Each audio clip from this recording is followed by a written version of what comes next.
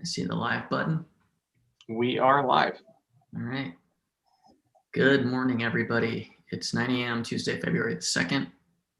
I would like to call this regular Personnel Committee meeting to order and acknowledge that the press and public have been duly notified in accordance with the Freedom of Information Act.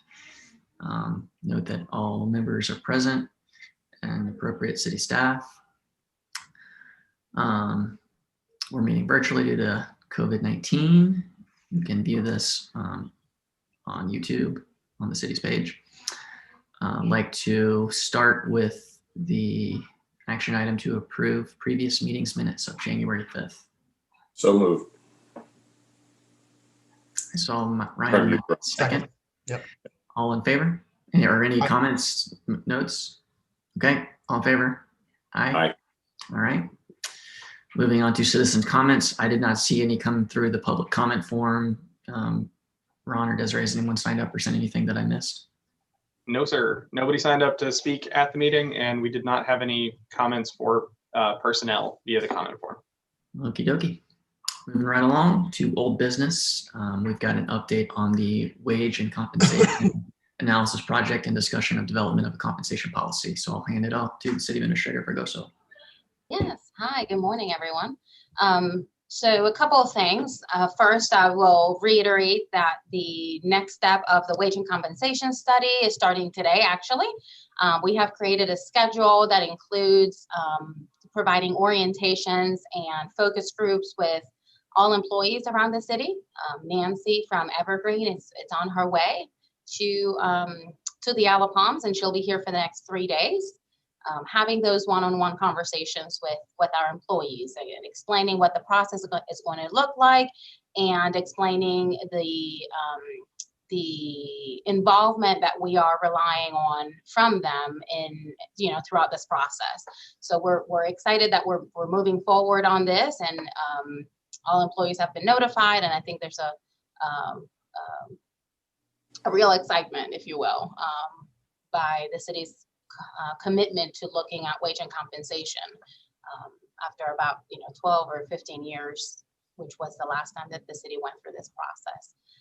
One of the components of the wage and compensation analysis is the development of a compensation philosophy or policy. This would be a policy that would be the governing structure that would define specific situations, how those will be handled, and would give department heads guidance when positions are advertised, we make offers, or give promotions. The goal of the compensation policy is to provide clear communication and expectations, not only to potential employees, but current employees, and therefore supporting the growth of the cities as an organization and talent retention. The areas that are typically addressed through a compensation policy include, where do we place employees within the base pay ranges, how performance-based increases for those employees that meet and exceed expectations, performance expectations, are done or handled every year, wage adjustments based on market data, and cost of living adjustments. As you all know, we've kind of changed course, if you will. And I think historically the city has done that. And in the past, we had a combination of COLA and merit increases. Then that changed, and then we went back to it, and then that changed again. And now it's only performance-based adjustments and increases.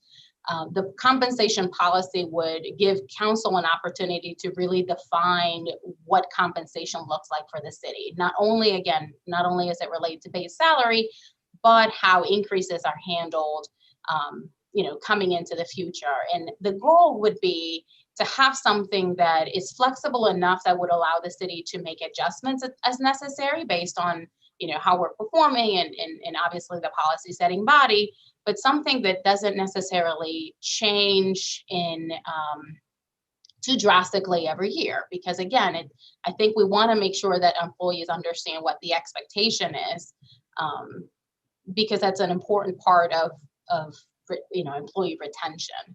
So,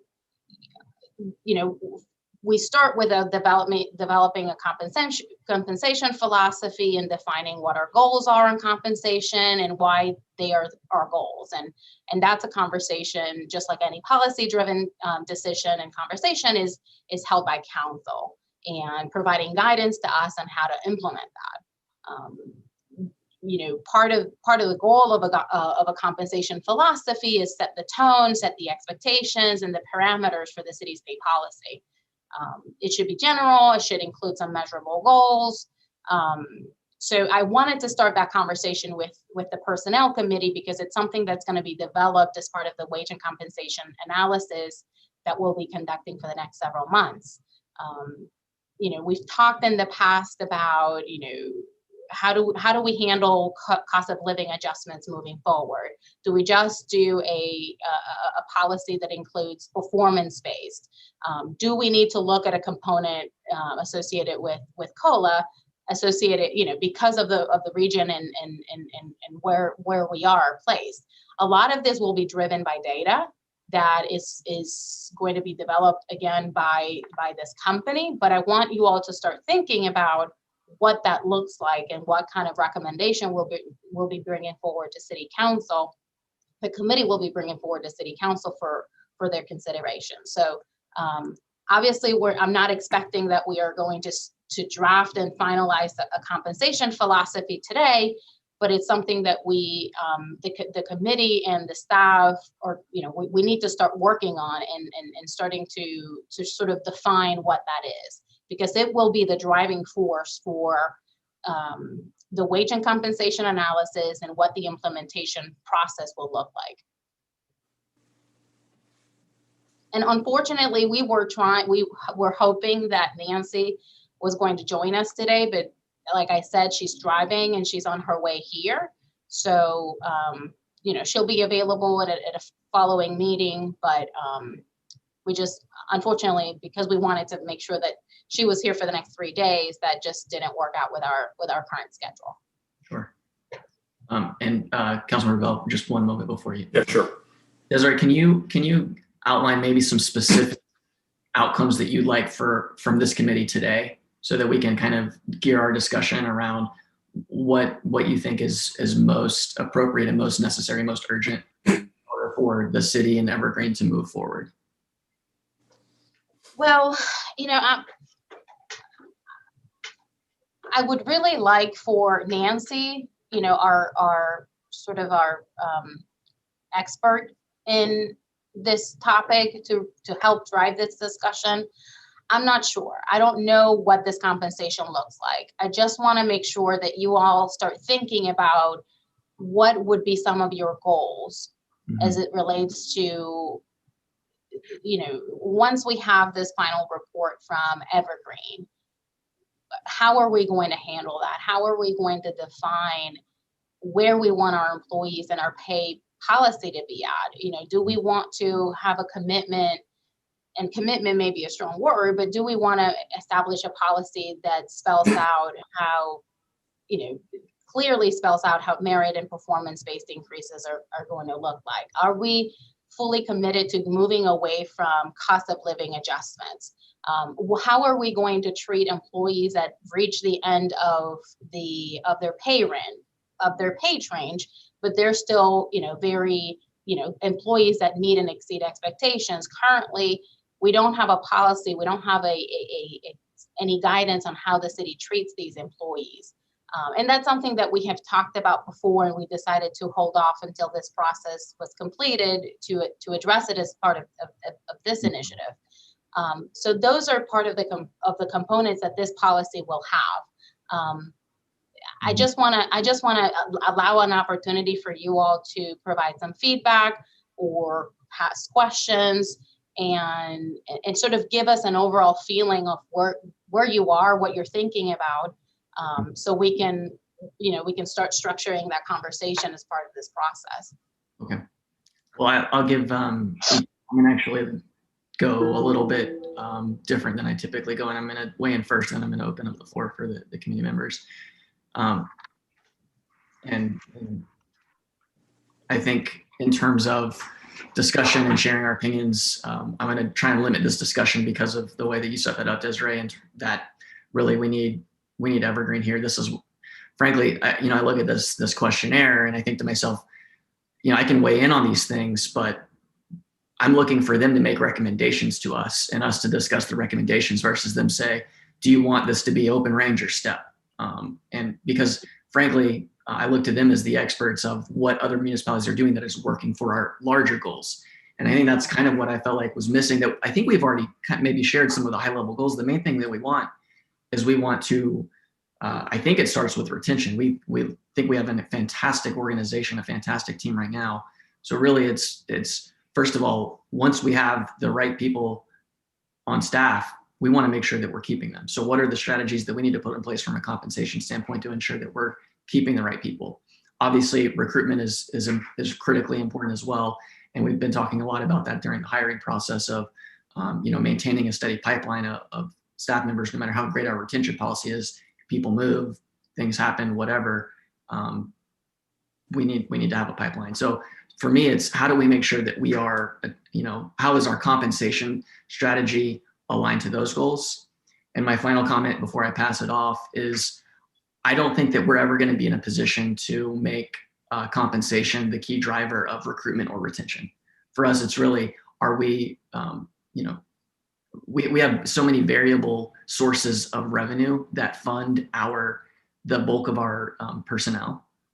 And so for us to ever say, you know what, we're going to be the highest paying municipal employer in the area, that would be, Frank, I think an impossible goal for us to make for ourselves. And I know that's a pretty extreme thing. So I could probably get a lot of nodding heads by making that kind of statement. But the point is that's underlying that statement is that we as a city have to be realistic about our sourcing funds.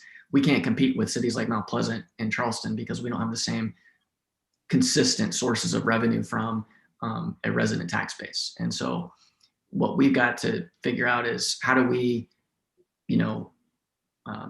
build a compensation that doesn't, inspire people to basically leave or make it a no-go in the first place. And then how do we structure other benefits and other, I'll steal from Councilmember Bell some things he said over the last few weeks about, why do people stay, and really identifying outside of compensation. I feel pretty confident that if we spoke to almost any member of our staff and we said, why are you here? I don't think compensation is going to be the number one reason that we're going to hear from probably anybody. I think there's a lot of other reasons. And so the compensation is part of that. We need to make sure that compensation is a reason that people leave. I don't think that it's going to be a reason people come and a reason people stay. That's my stance on. I know I'm not necessarily answering the questions from this questionnaire, but I think that for me, that underlies everything that we're moving forward in this compensation study. And Councilmember Bell, I know you had your hand up, so I'll hand it to you. Yeah. So Desiree actually addressed a couple of things I said. I think we need clear policy around when, unfortunately, we have, with good retention and good employees, you have long tenured employees. And of course, they're at the top of the pay ranges, right? So, the first question for me is, comparative pay ranges for city size with other governments, and you work from there. What I'm accustomed to is percentage of midpoint. I don't know where our experts are going to lead us on that, but percentage of midpoint generally drives the percentage gains that people get. If you're 110% of your midpoint, your expectation of getting, a top end raise should probably be lower than somebody at 80% midpoint. That's just, it's just common sense. I think there's a couple of things I would look for from Evergreen that fall into what Chair Moy's comments are. And I have said repeatedly, understanding why people stay, because I think that's equally important, if not more important, why we don't attract or why we don't keep people. But we have some nuance that we've got to look really hard at, and I hope they're encouraged to look at. If I look at the low end of the pay ranges and I look at the geographic distribution of where our employees live, it's pretty cumbersome. People that live an hour and a half away.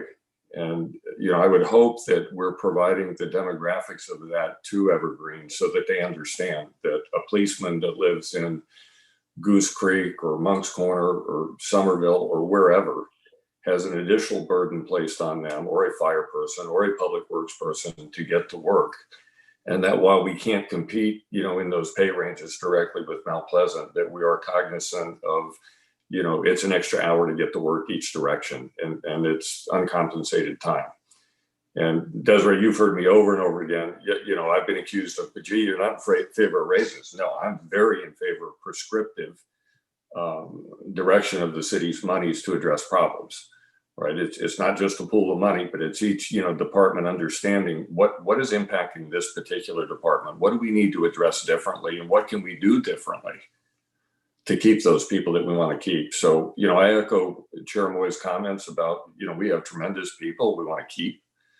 But, I'm hoping that Evergreen looks outside the box a little bit and doesn't just say, this is the city where people are commuting 15 minutes to work. I mean, we have some real difficulties that are only getting worse in commute time and sort of, I think, a bit atypical challenges to work environment where people simply can't afford to live on the island and be close to work. Thank you. Chair, if I may. I guess I have a quick reaction, and I know that, we've had this conversation about looking at compensation and the different nuances that we have in our organization based on, where people live and, the kind of type of work that they do. But I think that what I would hope throughout this process is to separate the two. Part of the work and the goal of this compensation study is to look at market data, to look at where our current employees should be based on the level of work and the expertise and the type of work that's expected of them, and make sure that they're being compensated fairly compared to their peers in the community, in the region. And I agree. I think that we have to accept where we are and who we are, and the limitations that we have when it comes to just revenue and managing our expenses. But I think that part of a compensation study is also the performance-based review and those type of increases. And I don't necessarily agree that the performance-based adjustments should be based on anything other than performance. People who perform and exceed, the expectations and go above and beyond. And I think that's everybody in the city, because we have a fantastic, people infrastructure. I think that we have to look at that very carefully, because, we don't want to send a message that just because you're at, you've been a long-term or long-tenured employee, you don't deserve the same adjustment based on your performance. So I don't know if I'm explaining myself right, or if you're following me, but I just think that addressing the problem and ensuring that adjustments are prescriptive based on, this kind of information that we're going to be looking at as part of the study is sort of separate from how are we going to what's the word, compensate people who perform well, who perform more than well.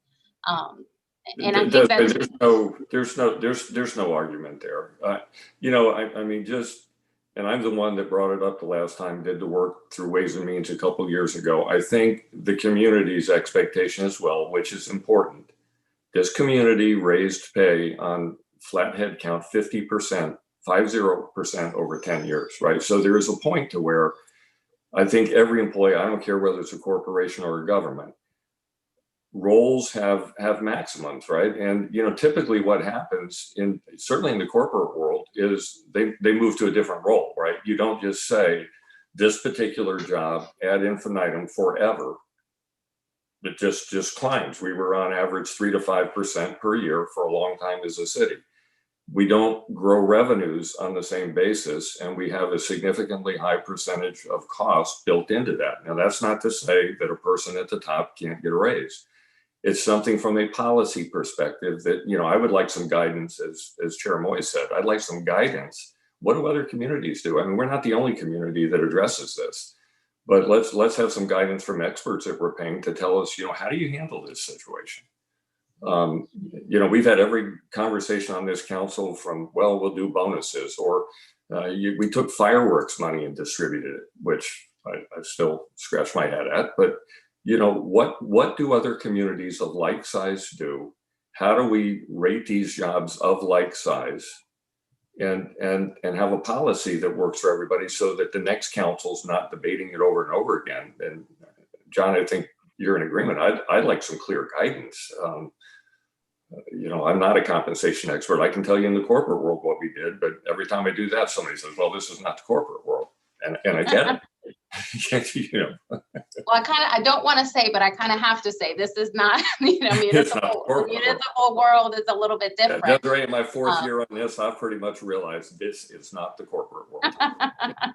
I guess, one last thing that I wanted to mention is, part of this compensation policy really is really driven by employees knowing and us having some confidence that people are at a competitive market rate for the job that they do.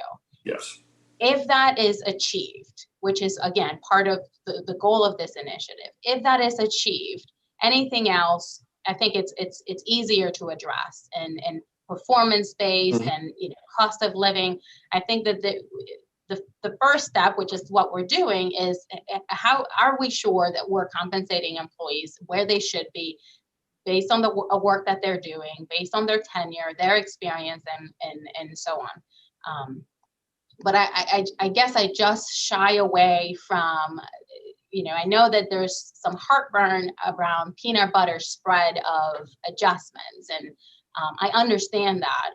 I just don't want the city to provide or give a message to employees that the longer you're here,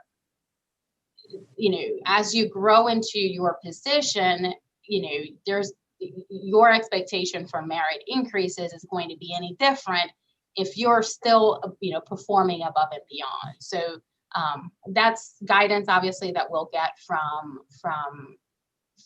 the consultant, but from internal conversations that we're having, that could actually drive people to not want to have a tenured relationship with the city, because they feel like the more they grow, the more they're here, they're going to be looked at differently or treated differently than somebody who's only been here for 3 years. So I just want to caution from sort of that approach.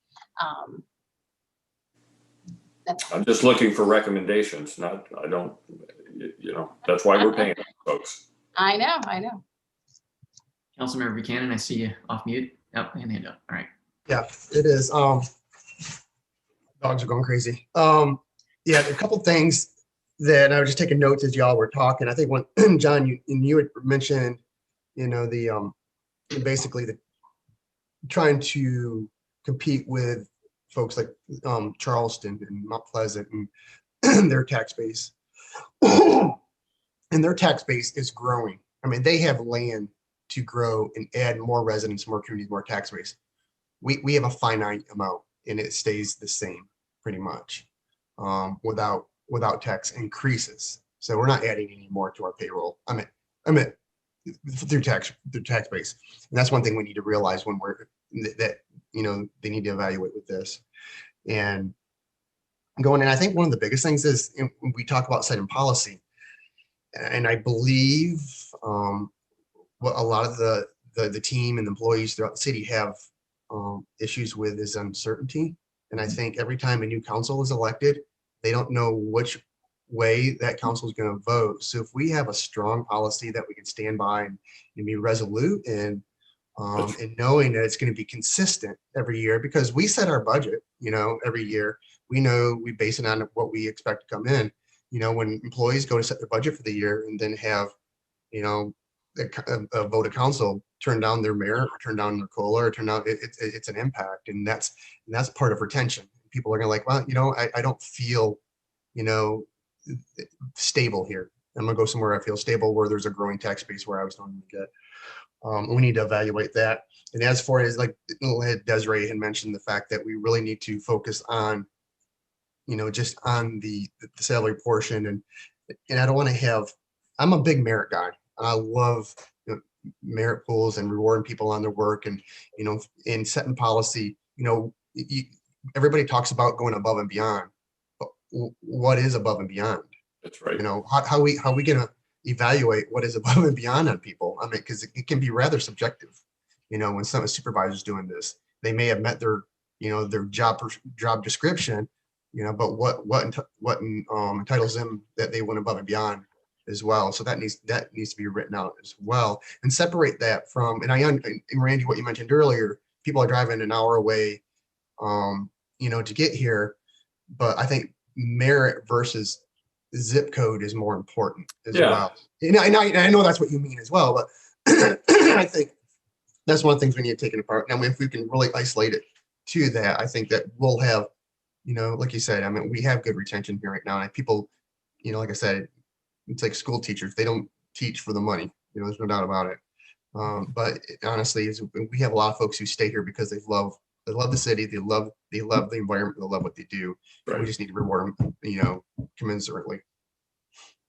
Thank you. I'm going to, Ryan, well, very, very well said. And the one comment I was going to make, I'm going to dig in a little bit to one thing that you said, which is, when we talk about merit pay, you can't separate that from how are we evaluating performance. If it's performance-based merit increases, the evaluation tool is just as, if not more important than what that policy is. And my first year on council, the personnel committee started digging into this and started trying to find a better approach, and we ended up shelving it because of other competing priorities and urgencies. But I'll state it for the record and into the new personnel committee. This is what I said then is the approach and the tools that we use to conduct performance management are not in keeping with best practices that are out there. And there are a lot of opportunities for improvement there. It's there, and there's a good reason we're not. It's hard work. It's not easy to implement new policies. It's not easy to design new policies. Performance evaluation, to Ryan's point, is no matter how good your process is, just like with hiring, no matter how good it is, there's always going to be a layer of subjectivity. And what we have to do, and I'm in full favor of merit increase, by the way, for the record. But same here for the record. We have to have consistency across departments. We have to have consistency across the city. And again, to Ryan's point, not to keep reiterating what he's already said, there's got to be consistency from council to council. And I do think that's probably the best point that you made, Ryan. And I know, Desiree, that's consistent with what you've presented and what Evergreen wants. I think everyone wants, and maybe that's one of the key goals, is the need for consistency and certainty for staff, so that expectations are clear and they don't change at best council to council. But I think what's even happened, and this is on me as much as anyone else, even from year to year, where we've made changes even with the same governing body. So I can appreciate that city staff has probably been in a whirlwind of what can we expect, and that's not a good place for anybody to be in. I just want to add one point and reiterate that we've already started the conversation with Evergreen to also tackle the performance evaluation component. It's something that, as you said, Chair Moy, we've been trying to get done, and unfortunately we other priorities have sort of bubbled up, but this is the perfect time to have the wage and compensation study done, a performance evaluation tool revamped. And I'm not a fan of our current performance evaluation tool, but it's something that it has been consistent across the board. A couple years ago, we implemented a consistent scale by which department heads applied merit increases based on those evaluation scores. So I don't want to, yes, we want something different. We think there's a lot of opportunity for improvement there, and to, I guess, go from 1998 to maybe 2010 in terms of modernizing that tool. But I don't want there to be an impression that the current evaluation tool has been treated, haphazardly. I mean, we have very seasoned department heads that have experience evaluating employees and have done it, appropriately. So I don't want there to be that sort of misconception of how the performance evaluation tool has been administered in the past. There has been consistency, and there's obviously a room for improvement, but when we talk about going above and beyond, it is based on measurable information as employees are evaluated for their prior year's performance. Good, Ernie. Just quick point of clarification to Ryan's comment. I'm not advocating at all zip code based pay. Yeah, what I am advocating, and I'll just pick a pay range. If our starting pay is $42,000 and it takes 43 as starting pay because that pool of employees happens to, on average, have long commute distances, that we'd be cognizant of that. That's not an amount of money that's going to make or break the city on those pay ranges. But it may not be as applicable to long tenured employees in police and fire, but it's certainly applicable to the pool of people that we're trying to attract and logistically where they have to live. And I'm just saying that Evergreen should be, aware of the demographics of where we are in their overall evaluation. and we ought to understand that we have some unique challenges. It's no different than restaurant workers that have to commute onto the island and drive out to Wild Dunes. And have a difficult time making that work. That's the only thing I was trying to suggest with that. And Desiree, and you were talking about inconsistencies, and I mean, basically what I was saying is the failure in the consistency that the council has provided is what I meant to say to you. And I didn't mean anything on inconsistency in valuation, but basically the inconsistent, policies that this council has repeatedly changed and asked you to pivot with. Or lack of policy. Or lack of, correct. Yeah. Well, we're doing the right thing. I think we're on the right track, and it'll be a labor of love, and we'll give it our all. And if I may, one more thing. What's interesting in going through and what the evaluation for our new fire chief is, a lot of the folks that we talked about was folks who interviewed grew up in their community, lived in that community, and were a part of their community and started that. And I mean, besides Chief Graham, I mean, we don't have a lot of that throughout our community right now, in really any departments. So and that's part of what we're gonna have to look at as well. Is it's like you said, and Randy, you made a good point about it. Is people are traveling to get to work here. We really don't have that folks who live within the community that still work here. Right. Desiree, all that you needed and more? No, I think we are good. All right, moving on to an update on the fire chief hiring process. Well, I will, if you want me to provide an update on that. Last week, we held the second round of interviews to the 4 candidates that were narrowed down from the original list of 10 candidates that were interviewed. We have currently 2 internal and 2 external candidates, and the Personnel and Public Safety Committee held separate interviews with each of them. We followed the same structured interview guide that we have been following for the past several years, and we used during the first round of interviews. And the Personnel and Public Safety Committee are scheduled to meet later on Thursday afternoon to deliberate, discuss, and either come out with some recommendations to the full body or discuss any other next steps as deemed appropriate. Cool. I think I included everything, right? I think so. And I think everyone in this personnel committee, we've obviously met several times. I think that was more for the benefit of the public than for members, but are there any questions? I guess my question before I open the floor up is, the expectation is that we will be making a recommendation to full council at the next council meeting, or is there a desire to hold a special meeting to expedite because we are at the beginning of the month. Mhm. We That love- really depends. That really depends on you all. Will there be a clear direction taken on Thursday? I know that in the past we've talked about whether or not an additional interview may be necessary, or just so I think it really will depend on how the conversation is held next next meeting, and where the committee is. Yeah. Thank you. Yes, Randy. John, I just say, so I'm on both committees. With clear direction, I would recommend that we have a special council meeting. I think it's, fair to the city and fair to the candidates.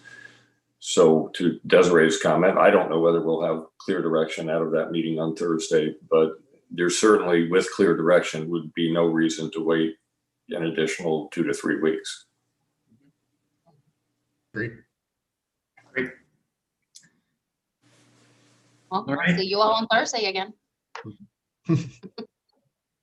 All right, that wraps us up for old business. Moving on to new business, item A, discussion and consideration of increasing current merit increase for one. Desiree, I'll hand this to you. All right. So last year, you recall that, due to COVID-19 pandemic and the economic uncertainty that the city was facing as a result of the public health mitigation efforts that pretty much caused tourism to come to a halt, not only in our community, but nationwide.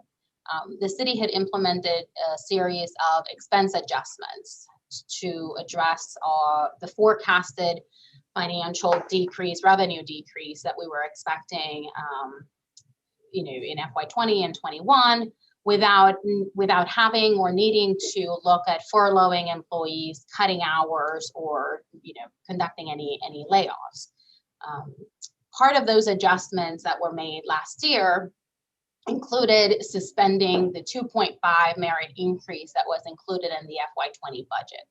And we reduced the merit increase for FY21, which is their current budget, from 2.5 to 2%. And the final draft of the budget that was approved did not include a 1.8 COLA cost of living adjustment that was contemplated in the first draft that was discussed with council before the pandemic happened.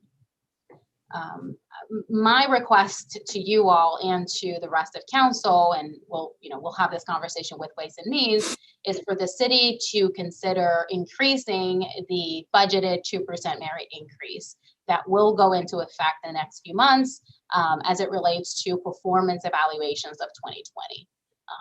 I think I've said this along, and I won't get tired of saying that. To me, our number one strength is our people. I think that our city family continues to go above and beyond every single day. I think that our city family really stepped up and showed up during the pandemic, and even though everything around us was stopping and there was a lot of uncertainty, the city continued to provide excellent city services without any interruption, even when families were being family life was being disrupted, people losing their jobs. Part of those adjustments were geared towards having to avoid, cutting hours, doing any layoffs or furloughs. And we were successful at doing that. I think that, by looking at our forecasted numbers compared to where we were back in March, April, when there was a whole lot of uncertainty and we didn't really know what was going to happen and how the city was going to ultimately be impacted. Now we know that we actually fared better than a lot of our communities. We have exceeded our budget, which was fairly conservative. And I am requesting that the council considers increasing that. Like I said, the 2% increase contemplated in this budget is 2%, which is about $91,662. That's the impact of the budget. increasing it to 4% and picking up what was not done in FY20, which was budgeted at 2.5. To me, it's a reasonable request. Of course, we'll have some discussion with the rest of the committee. But again, I think that at the end of FY21, we'll be exceeding budget and potentially even exceeding FY20. I'm happy to take any questions or kind of push this conversation to Ways and Means, but I did want to bring it up before the Personnel Committee for your consideration and hopefully your support. Desiree, just point of clarity, we're talking about increasing it from 2% to 2.5%? My request is to increasing it from 2.5 to 4%, and that would represent the pool that would be available to department heads to make adjustments based on performance this year. So the net difference in those two numbers is what? So it would be increasing it by 91,000. That's where I was heading. Thank you. You're welcome.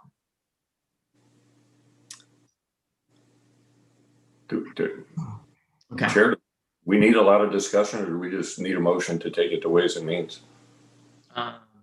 Well, we can have a motion and discussion, or I'm perfectly fine to have the discussion first. Either way, I'd like to have the Personnel Committee weigh in prior to Ways and Means.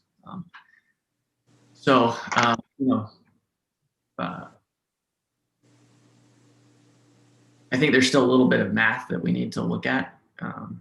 In general, I agree with, I spoke with Administrator Fregoso prior to this meeting about putting this on the agenda for discussion. And I don't recall actually soliciting the exact figures from you during that conversation.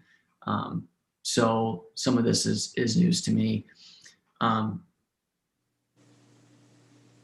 So I'm still kind of processing through a little bit. One thing that we always have to keep in mind is the compounding nature of all the increases that we give. But this, it's funny that this is on the heels of the wage and compensation analysis, and we just talked about the inconsistencies and the expectations and expectation management and all these other things, and how basically there's a lot of baggage, for lack of a better term, that comes from both our council, our committee, committee from prior years and from prior councils. So we're dealing with all those things, and I'm not trying to overcomplicate the conversation. And I will say, in general, I would like for us to put something to Ways and Means in support of increasing the current merit increase. In terms of the actual amount, I might like to look at a little bit more math and see some analyses of how we would expect this to have the long-term impacts of all merit increases. I mean, this is part and parcel with what we're doing on the wage and compensation analysis. And I know we're reacting to, hey, we did this, we held off last year, but it sounds like we're not necessarily making up for something that we put a hold on, right? Like that's maybe my question is, did we originally approve a budget and then retract that and say, no, you know what, we approved this before, market conditions changed, and so we put a hold on it, and now we're just bringing that back? Is that what you're suggesting? Yes, sir. We did include a 2.5 in FY20, and that was suspended. So it was not, and that was based on 2019 performance evaluations. And Okay. that was suspended in April. Okay, so forgive me for my lack of following a logical train of thought. So the way that I position this is, we previously approved $91,000 increase. That was already set in motion. COVID happened. We said, we're actually going to freeze this for now. You're suggesting let's bring it back as if we hadn't frozen it, because the year panned out far differently than we expected it would. That is correct. And the amount from last year, it's a little bit more than 91%. 91% represents a 2% increase, which is what's included in our current fiscal year, which will be implemented next year. Yeah, 91,000, not percent, because that would be really high. Yes. So what I'm requesting is that we reevaluate, providing the 2.5 merit increase that we suspended in 2020 this year, Yeah. just by looking at our, how we're performing based on, as they compare to forecast. Yeah, I think, yeah, and just in terms of presentation, sorry, Randy, I'd actually separate those two things. Instead of saying I'm recommending a 4%, I'd say I'm recommending bringing this portion of revenue and expenses, both this portion from our FY21 budget, reallocating it back into FY22 because we realized revenues came in far stronger and we were able to manage expenses and all of the reasons that you've already provided. So I personally am in support of moving forward as you proposed. Now I don't need to see the math because we're working from previously approved things. I mean, the math is good, but we'll provide the math. We'll have a schedule and we'll present that as part of the Ways and Means packet for full, conversation with the full body. So I appreciate your support. Thank you. All right, go ahead, Ryan. So Desiree, with this wouldn't go until next budget year then, would it be? Or this is for, or? So what I'm proposing is that it's implemented this year as a, okay. As we're finalizing evaluations from 2020, the 2.5 from last year would just be added to this year's merit increase pool available to the department heads. Retro to January 1, Desiree? Yes, so it would be retroactive to January 1st, 2021. Yeah, as we've done in the past. As we've done, historically. Okay, I'll go ahead and make that in the form of a motion. We go ahead and move this merit increase to Ways and Means. Ryan, I'll second it, but I do want to comment. I don't care which order. Desiree, the only request I would have, I'm supportive as well, but to your comment on peanut butter spread, I would hope as the administrator that you come to Ways and Means with some semblance of a plan in advance to, we're not going to have information from Evergreen. And I think I'm probably not the only council member that has concerns about peanut butter spread approaches. So, put some thought, if you would, to, it wouldn't be a merit increase. It wouldn't be a cost of living adjustment. It would be based on results and scores from the performance evaluation. There will be a scale. Okay. Depending on where they are in the scale, and that will apply to all employees. So what we're looking at is comparing scores from the evaluation and then what that scale represents as it relates to merit increases, depending on where they are on that scale. Okay. So we need a second on the motion. I'll second. Right. Any further discussion? Okay. All in favor? Aye. Aye. Okay. Thank you all. Yeah. Thank you, Desiree. Glad, I mean, I'm looking at that agenda item, I'm glad that, we've got you to keep that top of mind. Next new business discussion of FY22 10-year capital plan for general government. Got a lot of meat on here, so buckle. A lot of meat. Okay. Ron, do you mind putting or sharing your screen the general government? Not at all. Give me just a second to get that up here. Wonderful. All right, can you guys see it? Yes. Yep. All right. So before you is the 10-year capital plan. As you all know, that's where we start our evaluation and development of the next year's fiscal year budget. For general government, we really have just a couple of requests. We've included here a placeholder of $25,000 to improve AV for council. We've talked a lot about, just keeping up with technology and providing to the community a very reliable system for live streaming and keeping up with city business. So we feel like in the past we've done, in order to try to save money, we've done sort of small incremental changes that are still not resulting in the best results, best service to the community.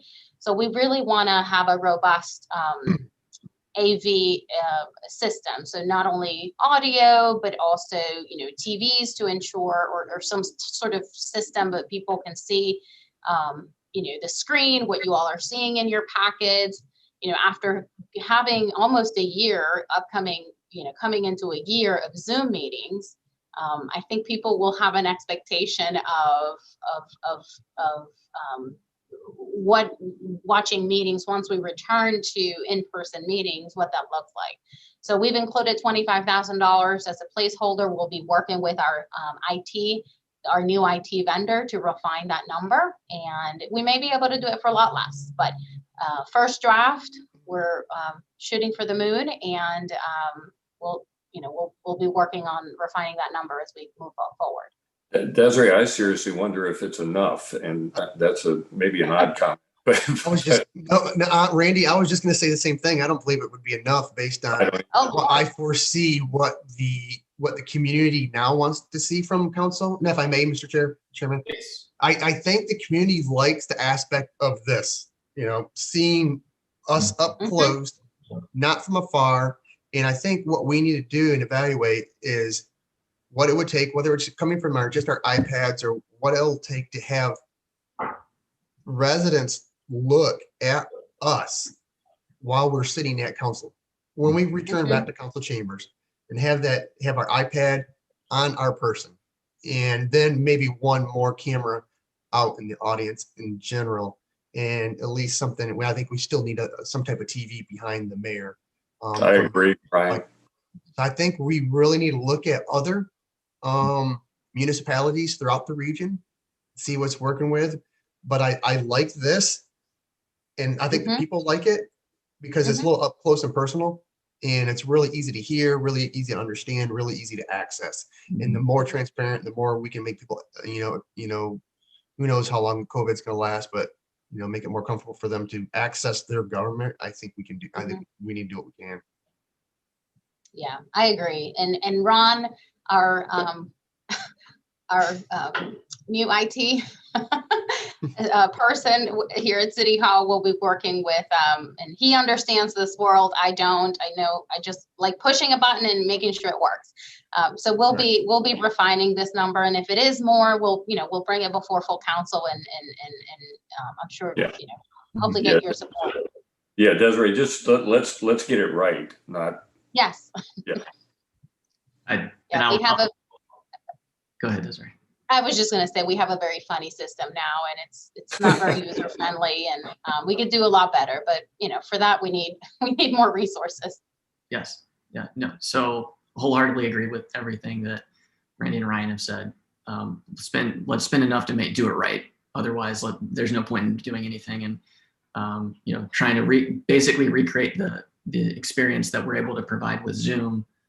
And I'd like to actually add to it. So one comment that we got that, at least I'd like to plant a seed for Ron and anyone else who's doing the digging on this is some sort of transcription. There's a lot of really great audio services out there now that can pick up audio and immediately transcribe closed captions, things like that.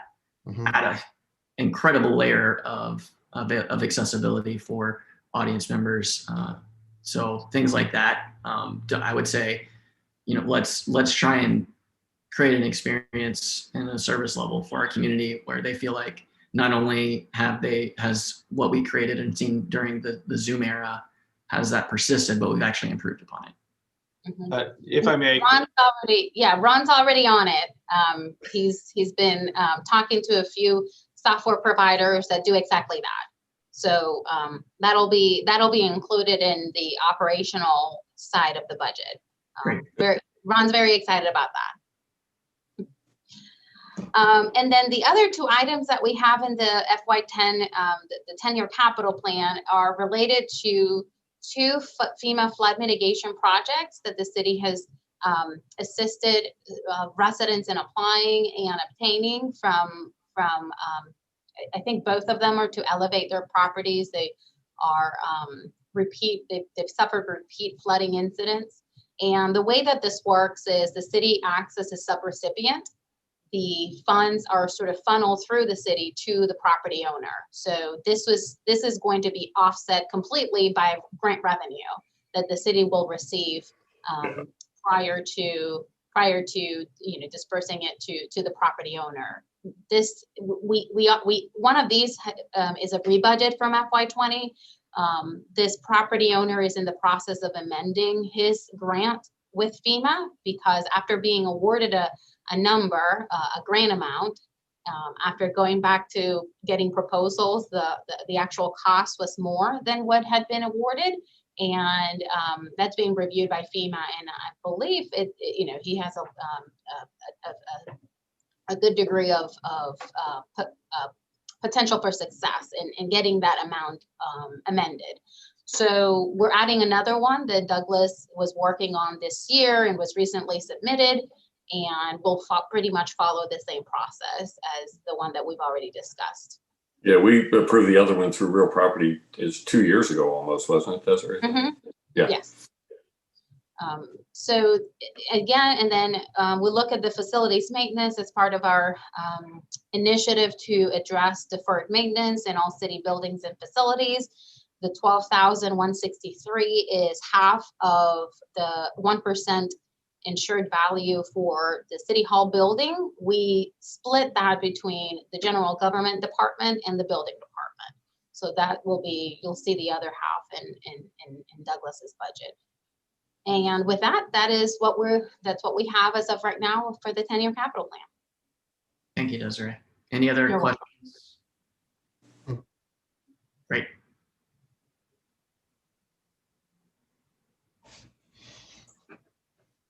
Okay. Sorry. All right. That brings us to the end of new business. Miscellaneous business, anything from the rest of the committee? Shaking heads. All right. Our next regular meeting is on Tuesday, March the 2nd at 9 a.m.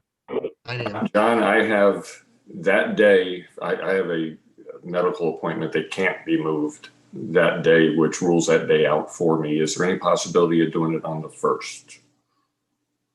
Or if a quorum suffices for the meeting, that's fine. But we could do it on the 1st. We already have recreation scheduled for 8 a.m. and Real property at 1:30. real property at 1:30.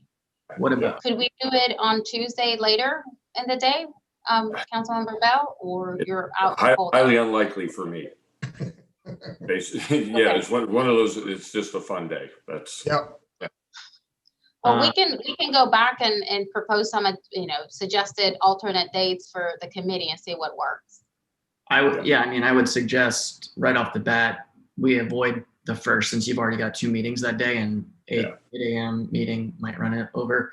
So I would say Wednesday or Thursday or even Friday. I'm just looking at the city calendar. We've got Thursday. We have public safety, right? Yeah, I think we could do Wednesday in the morning, 9 a.m. Yeah, we can give that a shot. Ryan, does that work for you? Yeah, it's fine. All right, we'll make the change in the city calendar and. Yeah, thank you both. It's just if there was any means of changing it, I would. Yep, we're good. No problem. Cool. Okay. All right. Motion to adjourn. Second. All in favor? Aye.